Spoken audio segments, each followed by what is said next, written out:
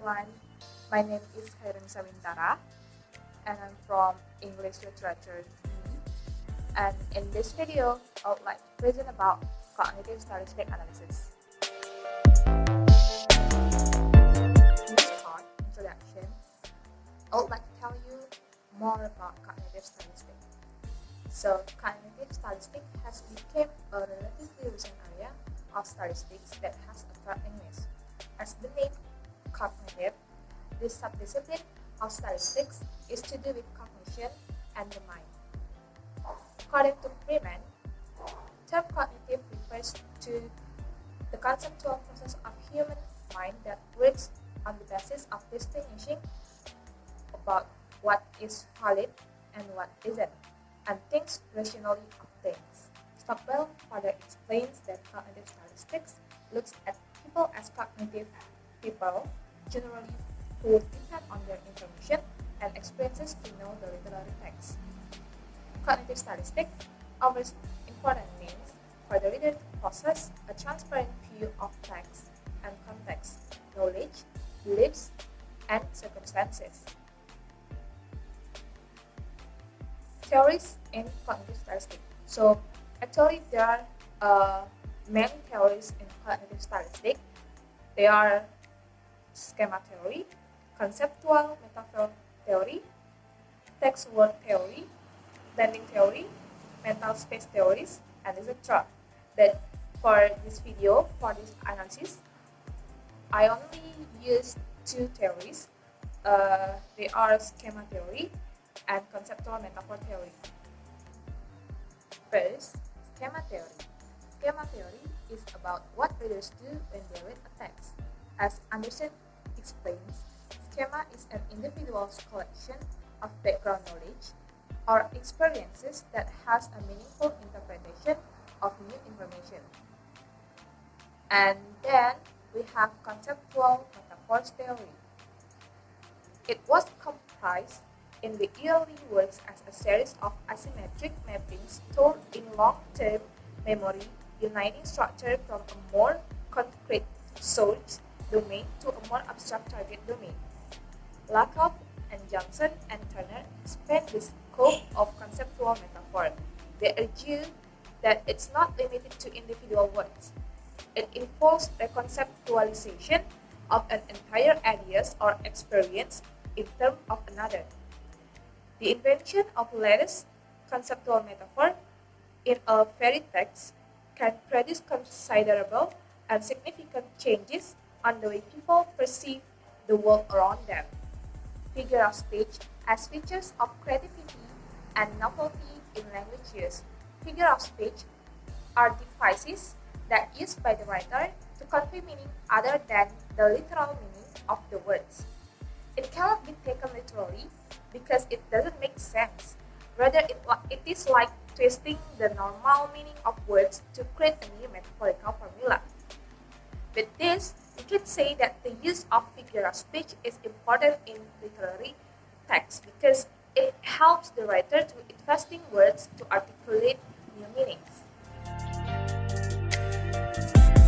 Now, going to the next part, the analysis.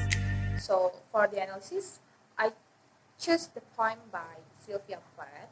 So, Sylvia Plath was an American poet and novelist. She was a post-war poet and afraid to confront her own despair. Many of her works closely tied to her personal experiences and, by extension, the situation of women in mid-20th century America. And before going to the analysis part, I will give the poem. So the poem is this. The theme of this poem is about truth and lies. This poem describes the woman's struggle against the truth and lies of own image from perspective of mirror. Plath wrote this poem to describe herself. Her life that really short in 20-year life that filled with stress and depression.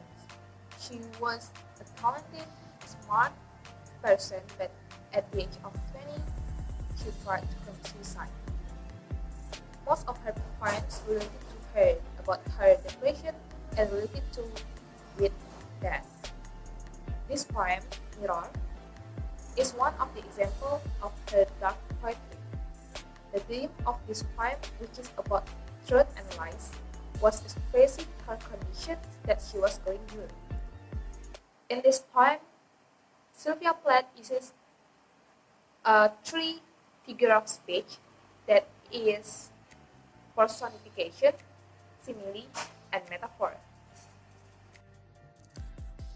So from now on, I will give the actual presentation so you can understand clearly about my explanation. So in this poem, Sylvia Plath uses personification that make mirror like a human being. She used from the opening line, I am silver and exact, I have no preconceptions. The word I stands for the mirror. The mirror personifies itself as a human being that can speak. It tells that has a silver color and real but have no prejudice, which only judge and visualize what it sees. And in the next line, Plath still uses personification. Whatever I see, I swallow immediately. She gives the human abilities to the mirror that is see and swallow. The mirror can catch the image in front of it exactly whether the image is good or bad, and beautiful or ugly. Plath also uses personification in the line, most of the time, I meditate on the opposite wall. It is pink with speckles. I have looked at it so long. I think it is part of my heart, but it flickers. Faces and darkness separate us over and over. In the sentence, most of the time, I meditate on the opposite wall. Plath uses meditate, which is the attribute of human beings. People usually do meditate to calm and quiet their soul, or they just being silent in one place. Every day, the mirror always stands by face to face on the wall, and it usually hangs on the wall in one room. If there is no one in front of the wall, will appear. Pink is the color of the wall, and there are many small spots.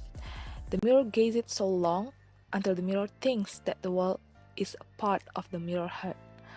But there are the things that cut off the view of the wall. It is the face of the persons who look in the mirror to see themselves. And if they went away, the darkness falls. There is nobody in front of the mirror except the wall. So the faces and the darkness are flickered for the mirror. It separates the wall and mirror over and over. Another figure of speech that Sylvia Plath used is simile. In the last line of the poem, Plath uses the simile. In me, she has drawn a young girl, and in me, an old woman, rises toward her day after day like a terrible fish. Here, Plath uses simile to compare the old woman with a terrible fish. Simile is a figure of speech in which a comparison is expressed by using the word as, like, then, seem, or as if. The poem tells that there is a young girl, and every day she is looking at a lake, but day after day she realizes that she is getting older like a terrible fish, and she doesn't like. This is why Plath compares the old woman with terrible fish. Hence, Plath creates a new metaphorical formula that is, an old woman is a terrible fish. Next, in this poem, Sylvia Plath uses metaphor. She used metaphor in the first stanza in line 5. The eye of a little god for corner. In this line, she used the metaphors to compare the eye of a little god as a mirror. Metaphor is not like simile. It is comparing to different things or objects without using the word as or like. In metaphor, the comparison is implied and the figurative term is identified with literal terms. The eye of a little god is a metaphor of the mirror. The mirror has the eyes that can see everything. Hence, the new metaphorical formula that can be captured here is mirror is a god. It implies that mirror has the ability to see and look everything like a god. The metaphor also used in the second stanza in line 10. Now I am lake. Here, Plath describes the mirror has changed became a lake, but it has the same function, that is reflecting something. The difference between them just lake has a tip. If there is a person who look at the lake, the person can reach and it will reflect her deep soul. Plath also used the metaphor in line 12. Then she turns to those liars, the candles or the moon. In this line, the use of metaphor is to refer to the candles and the moonlight as liars, because they just show different light or show up shadows of half of the big pictures, and they do not give the exact truth as the mirror or a lake. As the result of this mapping, the new metaphorical formula is that candles and the moon is a liar. Now, we move to the last part of this presentation, the conclusion. In conclusions, Mirror, a poem by Sylvia Plath, is about truth and lies. It tells about I that represent as a mirror that just reflect the truthful. And in mirror, mirror becomes two different things but has the same function, that is reflecting. First, mirror becomes a person that can see and think. Whatever it is always catches the image truthfully, whether it is good or bad. Secondly, mirror becomes a lake. There is a woman looks for what she really is on the lake, and it reflects her truthfully that she is getting older. The woman doesn't want to admit it because people said she was beautiful, but the lake isn't false. It is the people who lied to her. In this poem, Sylvia Plath shows an ability in manipulating words and make a new metaphorical formula to draw a clear and very interesting metaphorical image featured by novelty. She always chooses the appropriate figure of speech to convey about what she thinks about some things. In this case, is a mirror.